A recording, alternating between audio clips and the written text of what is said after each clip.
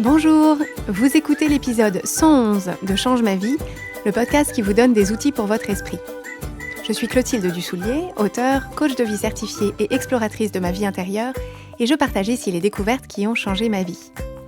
Change ma vie est un podcast que je publie tous les jeudis, et vous retrouverez les éléments et les ressources dont je parle sur le site changemavie.com. Abonnez-vous au podcast sur la plateforme de votre choix pour être notifié des nouveaux épisodes chaque semaine. Si vous aimez ce podcast, la meilleure façon de le soutenir est de laisser un avis 5 étoiles sur Apple Podcasts ou sur la plateforme que vous préférez. C'est ça qui permet à d'autres de le découvrir plus facilement. Cette semaine, j'aimerais remercier quelqu'un qui signe La Bonne Barbe et qui a écrit Juste Parfait. Un podcast à la fois inspirant et pragmatique. Les sujets font mouche, les explications sont limpides et les conseils utiles et avisés. De loin, mon podcast préféré que je partage comme un cadeau pour faire du bien. Merci. Et merci à vous, La Bonne Barbe, d'avoir pris le temps de laisser ce commentaire et bien sûr de partager les épisodes qui vous plaisent autour de vous.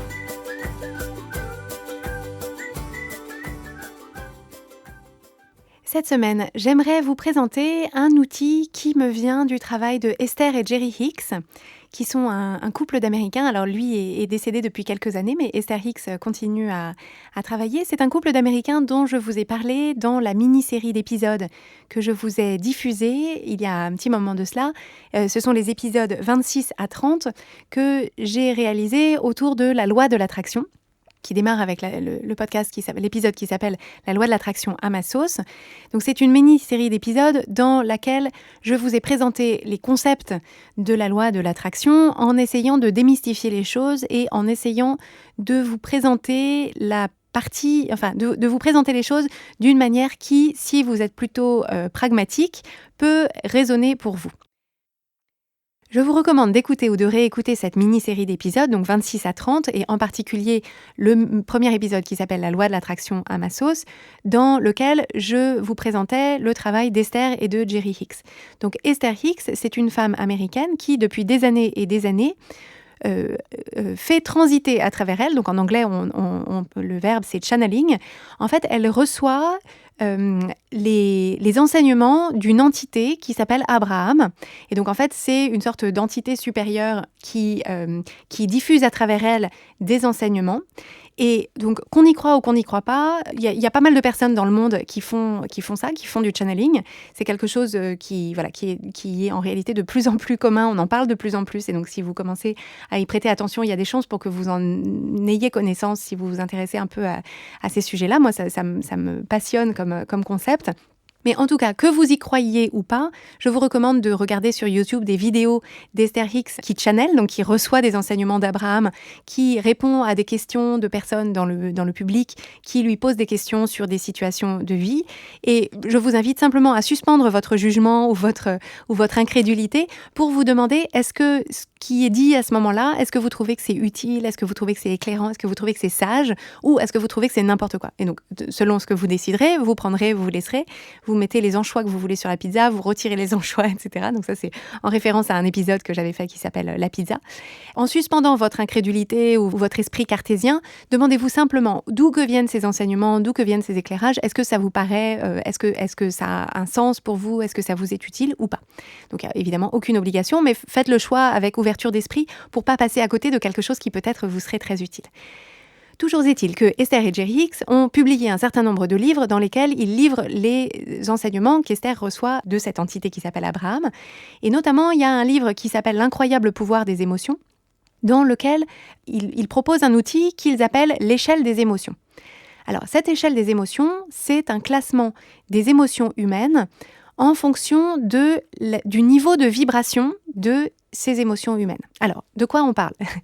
Quand on ressent une émotion, en fait, en langage de la loi de l'attraction, ce niveau d'énergie émotionnelle, on parle de vibration. Et donc, l'idée, c'est de considérer que quand on ressent des émotions qui sont très pénibles pour nous, très désagréables, notre vibration est basse. Et qu'à l'inverse, quand on ressent des émotions qui sont très agréables, qui sont très plaisantes, notre vibration est haute.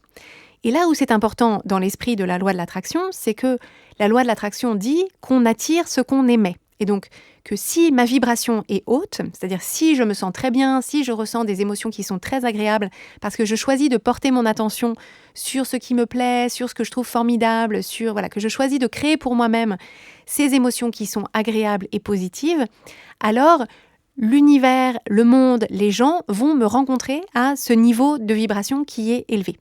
À l'inverse, si ma vibration est basse, c'est-à-dire que je ressens des émotions que je qualifierais de négatives, qui sont pénibles, ce sont des émotions qui sont désagréables, à ce moment-là, je vais être, comme par un espèce d'effet d'aimant, je vais attirer à moi des expériences, des gens et des choses qui sont à ce niveau de vibration et donc qui ne vont pas me plaire non plus.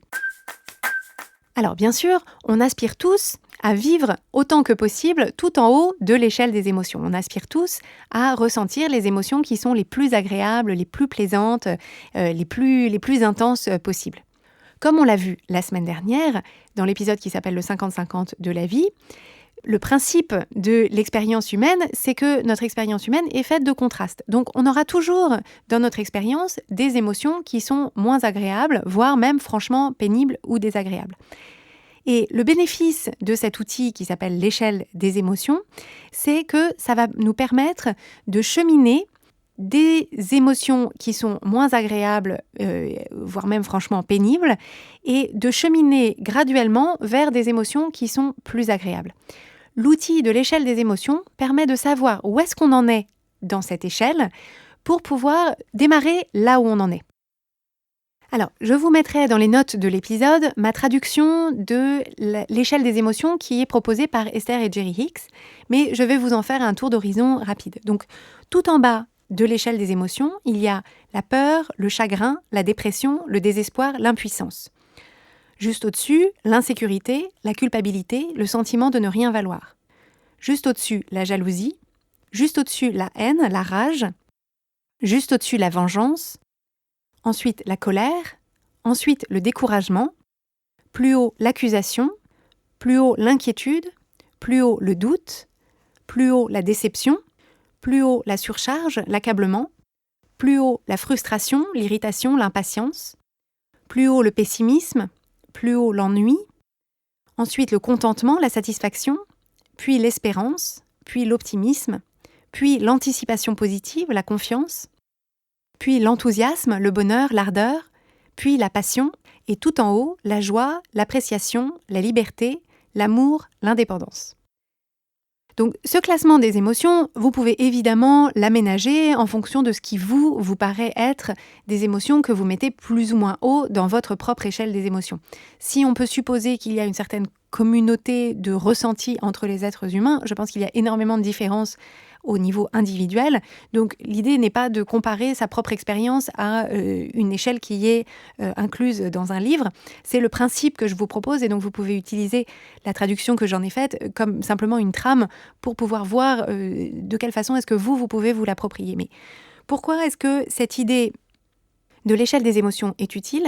C'est parce que ça permet, si on se sent, par exemple, pris de désespoir, l'idée, c'est d'accepter qu'on est tout en bas de l'échelle des émotions et que quand on est tout en bas de l'échelle des émotions, à ressentir du désespoir, ce qui est dans l'échelle proposée par les Hicks, ce qui est tout en bas de l'échelle, en fait, ça va être très difficile de passer directement du désespoir à la joie.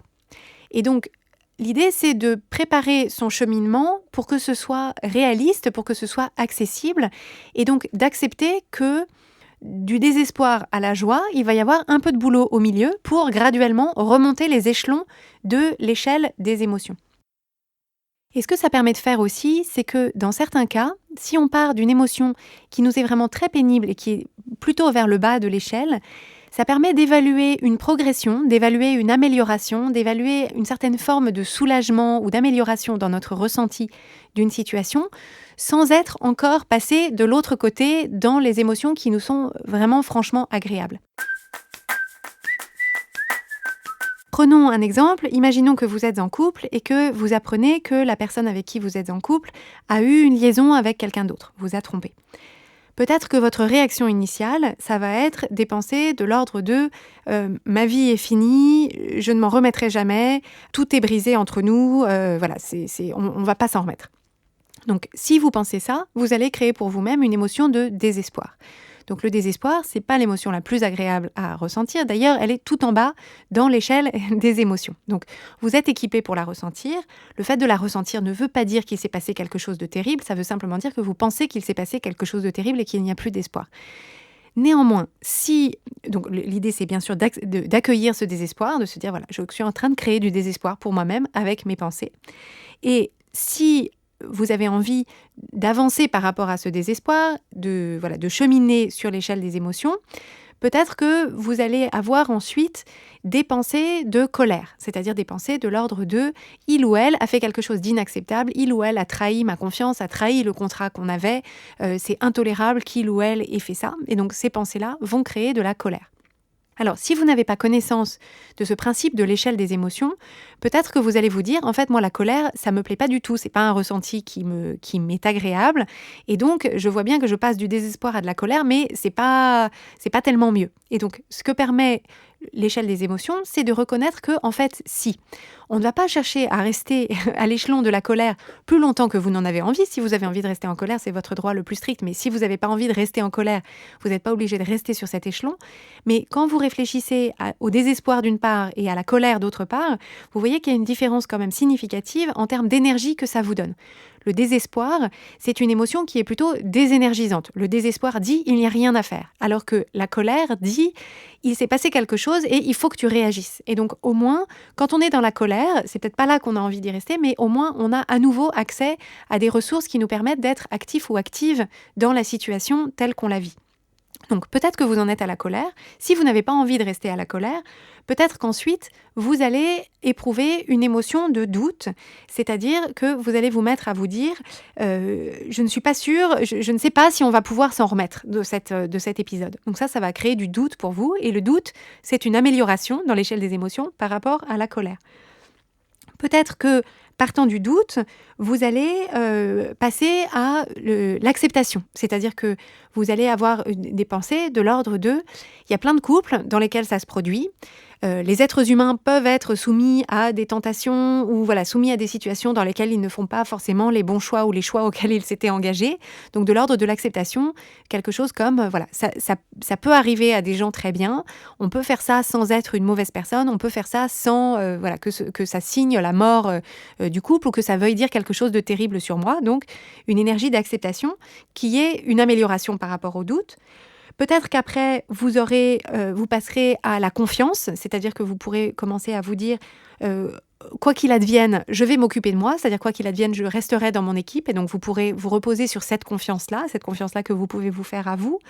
Et puis peut-être qu'après, vous pourrez arriver à l'échelon de l'espérance, c'est-à-dire que peut-être que vous pourrez vous dire c'est peut-être la meilleure chose qui me soit arrivée ou la meilleure chose qui nous soit arrivée. Et pour finir, peut-être que vous arriverez à l'échelon qui est tout en haut, qui contient en particulier la liberté, qui consistera à vous dire voilà, je suis libre d'inventer le reste de ma vie comme j'en ai envie, et cette histoire, ce qui s'est passé, ne détermine absolument pas la qualité du reste de mon expérience de vie. Donc, bien sûr, l'idée de ces échelons, aucune de ces émotions, aucun de ces échelons ne présuppose aucune action ou aucun choix en particulier. Là, je vous ai donné un exemple qui permet de cheminer, de remonter l'échelle des émotions quand on est face à une situation où l'autre personne nous a trompés, ou en tout cas a eu une liaison avec quelqu'un d'autre. Mais c'est bien sûr à chacun et à chacune de décider comment est-ce qu'il a envie de réagir, est-ce qu'il a envie de pardonner, de ne pas pardonner, de continuer, d'arrêter, etc. Mais l'idée, c'est de reprendre les commandes de son expérience émotionnelle en utilisant cette échelle des émotions pour se dire, si j'ai envie d'adoucir mon expérience, d'améliorer les choses pour moi, voilà un peu le cheminement que je peux emprunter.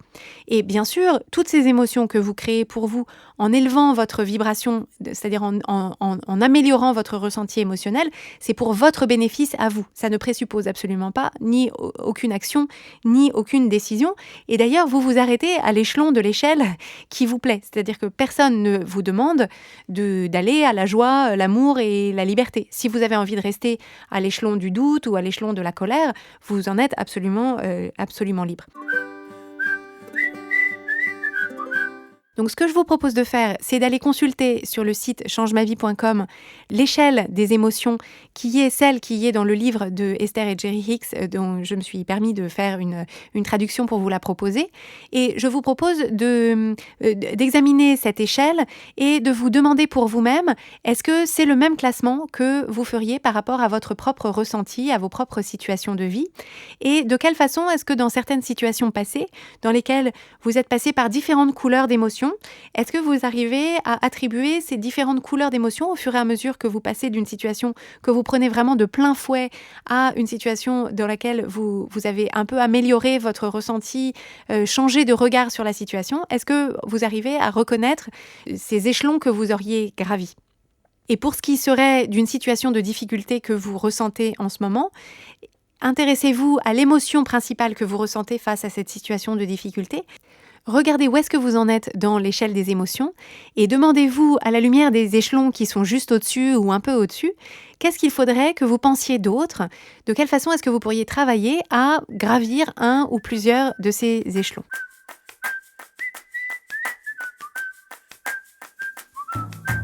Si vous aimez Change ma vie, vous allez adorer Change ma vie mode d'emploi. Change ma vie mode d'emploi, c'est le programme de coaching qui va vous donner des ailes pour atteindre tous vos objectifs de vie. Grâce à notre méthodologie unique, nous allons vous guider pas à pas pour développer la vision riche et vivante de ce que vous voulez.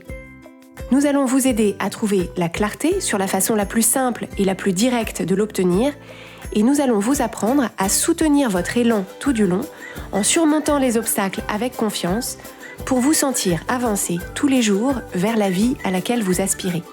Si vous écoutez Change ma vie, c'est que vous savez que vous avez une vie extraordinaire à vivre. Une vie qui a du sens et un impact, et c'est notre mission et notre passion de vous y aider. Je vous donne donc rendez-vous dès aujourd'hui sur changemavie.com/coaching pour avoir toutes les informations.